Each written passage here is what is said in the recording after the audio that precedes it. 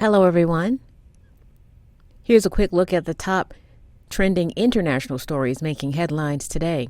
If you post an interesting comment during this update, we may add it at the bottom of the screen.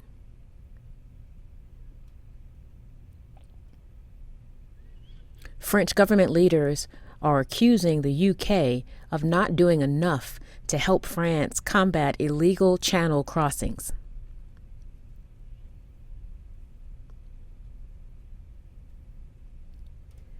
Earlier this week, 27 migrants died when their boat deflated and sunk in the English Channel, near to Calais on the French coast.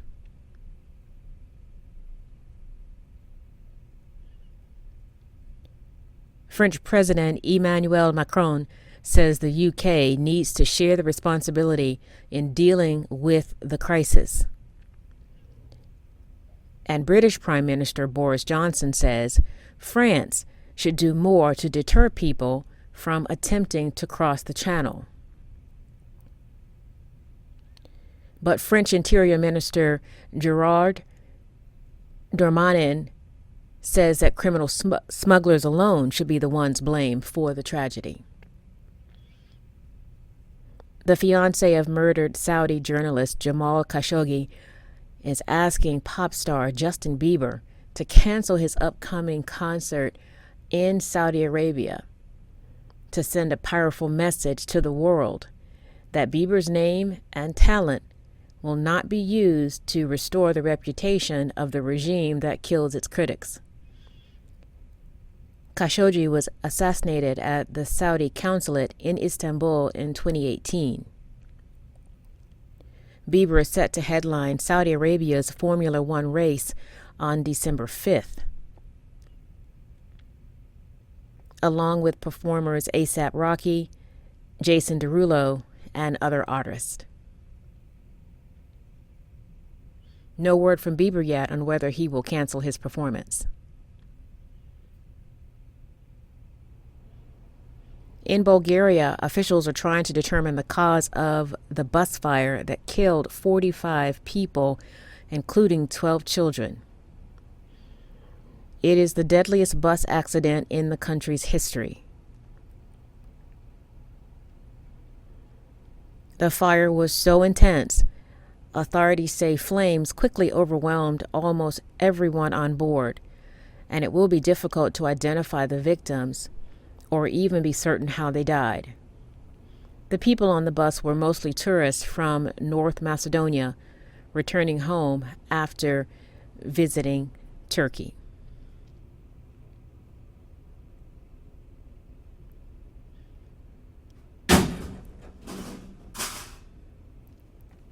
In Sweden, members of the parliament clapped and celebrated the election of Magdalena Andersson as the country's first female prime minister. But in a shocking move, just a few hours after being voted in, Andersson resigned. After suffering a budget defeat and after the collapse of the two-party government when her coalition partner, the Green Party, quit the government. However, Andersson said she is willing to be the prime minister again of a single-party government. In Germany, employees now have to present proof of vaccination or a negative COVID test in order to work. If they don't, they may not be paid.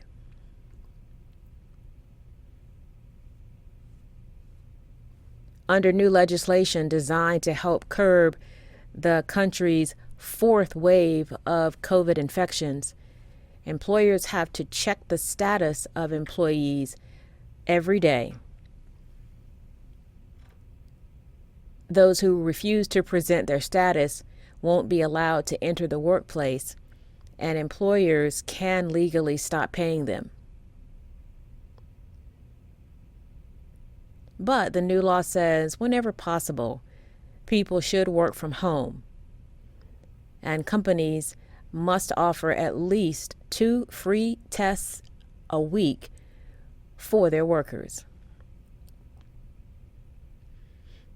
In Russia, President Vladimir Putin volunteered to test an experimental COVID-19 vaccine that is administered through the nose.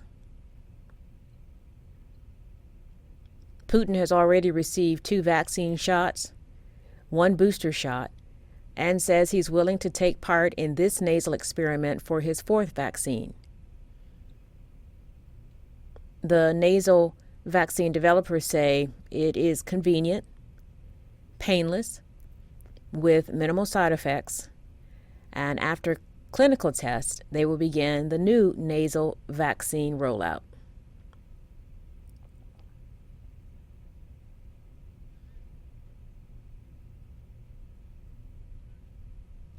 In Brazil, famous actor Luciano Safir strutted down the catwalk during Sao Paulo Fashion Week, wearing a colostomy bag for everyone to see.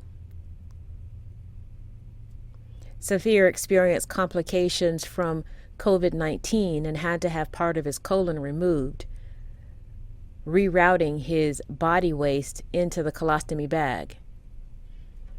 After the fashion show, Safir posted on Instagram that he wanted to send a message that a colostomy bag does not define a person, to accept other people as they are, and to give thanks for the opportunities that life brings us.